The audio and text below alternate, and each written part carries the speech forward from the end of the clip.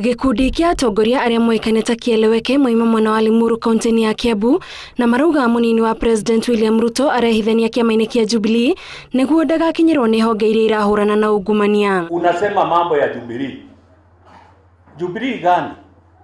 If this Jubilee party will be led by a thief, nobody will join Jubilee. Kama you have stolen, shoka inakukuta. You have stolen and you are going to be nabbed. Marauga kuregana na wira uria ruhonge rwa kuhurana na ngero cia wikinaĩ DCI ruraruta ni wira muiganu atari na maroro. Hakuna pahali serikali inatafuta Wakalenjin ama Wakikuyu ama Wameru ama Wabaluya.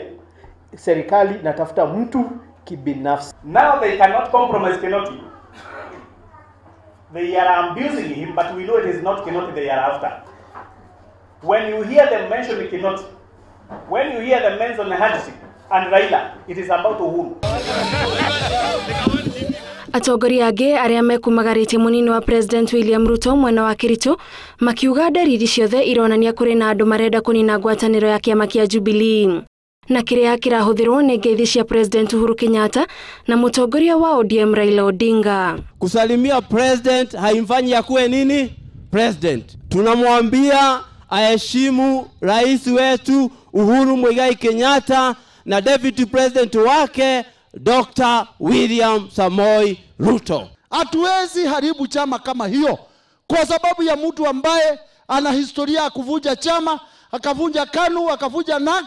Juzi mwenyewe ameharibu hiyo NASA yake, alafu tena sisi tunamkaribisha pande hii. Bara iria irathii na mbere ya kuhurana na ungumania irerekana ya muriko wega ateti amwe marona tari ya kuhingisha mifango ya thirikari ya gukinyaniria mifango ya uthii wa na mbere kuri muingi. For purposes of eliminating and destroying the Jubilee development plan and agenda, and finally to cripple all the plans we have made and finally destroy the legacy of President Uhuru Kenyatta. We will not accept and we will not be party.